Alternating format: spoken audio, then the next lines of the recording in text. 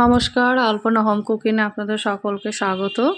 আমি আবার একটা নতুন রেসিপি বানিয়েছি। রেসিপিটি দেখানোর আগে আপনাদের কাছে আমার ছোট্ট একটা রিকোয়েস্ট, যারা আমার চ্যানেলটাকে সাবস্ক্রাইব করেনি, সাবস্ক্রাইব করে দিয়ে পাশের বেল আইকনটাকে প্রেস করে দেবেন, যাতে নতুন কোনো রেসিপি দিলে আপনাদের কাছে পৌঁছে যায়।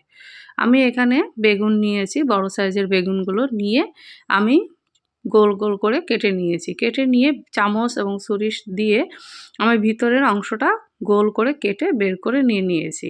এরকম করে আমি প্রত্যেকটা প্রথমে ৩টে নিয়েছিলাম, পরে আরেকটা নিয়েছি, নিয়ে আমি প্রত্যেকটা বের করে নিয়েছি এবং ভিতরের অংশটাকে আমি ছুরি দিয়ে ভালো করে ছোট ছোট টুকরো করে কেটে নিয়েছি।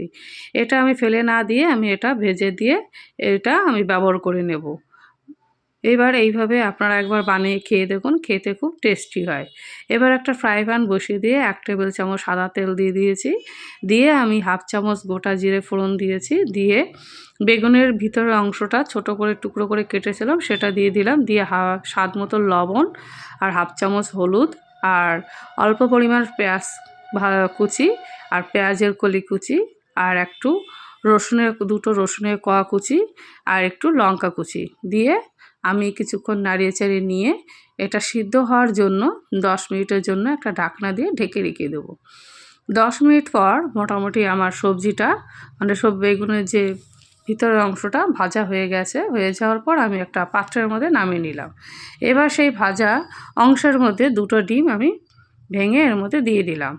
দিয়ে আমি চামচ দিয়ে একটু কিছুক্ষণ নাড়িয়ে চাড়িয়ে নিয়ে এর মধ্যে আমি কিছু মশলা ব্যবহার করেছি। এখানে নিয়েছি রসুনের কুচি, পেঁয়াজ কুচি আর পেঁয়াজ কুচি নিয়ে আমি আবার ভালো করে নাড়িয়ে চাড়িয়ে নিয়ে নিলাম।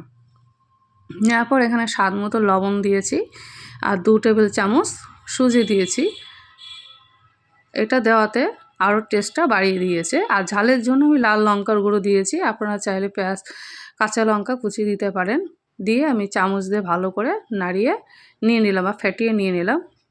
এবার একটা ফ্রাই প্যান বসিয়ে দিয়ে তাতে 2 টেবিল চামচ রান্নার তেল দিলাম। দিয়ে আমি সেই বেগুনের অংশগুলো দিয়ে দিলাম ভিতরে। দিয়ে বসিয়ে দেওয়ার পর আমি যে ডিমটা ফেটিয়ে নিয়েছিলাম সেটা এর মধ্যে পুরো কভার করে দিয়ে দিলাম। দেওয়ার পর দেখি একটু পরিমাণ আছে, তারপরে আমি আবার আরেকটা বেগুনের টুকরো নিয়ে নিলাম ওরকম করে। তার নিচটা একটু ফাঁকা হয়ে গেছে, সেই জন্য আমি বেগুনের অংশ দিয়ে পুড়ে নিয়ে আমি ডিমের বাকি অংশ দিয়ে দিলাম। দিয়ে 10 মিনিটের ঢাকনা দিয়ে এই যে 10 মিনিট পর আমার মোটামুটি সিদ্ধ হয়ে গেছে। হয়ে যাওয়ার পর আমি উল্টে এক পাশে হয়ে গেছে, আমি উল্টে আরেক পাশে দিয়ে দিলাম। দিয়ে আমি আবার কিছুক্ষণের জন্য একটু ঢাকনা দিয়ে ঢেকে রেখে দেবো।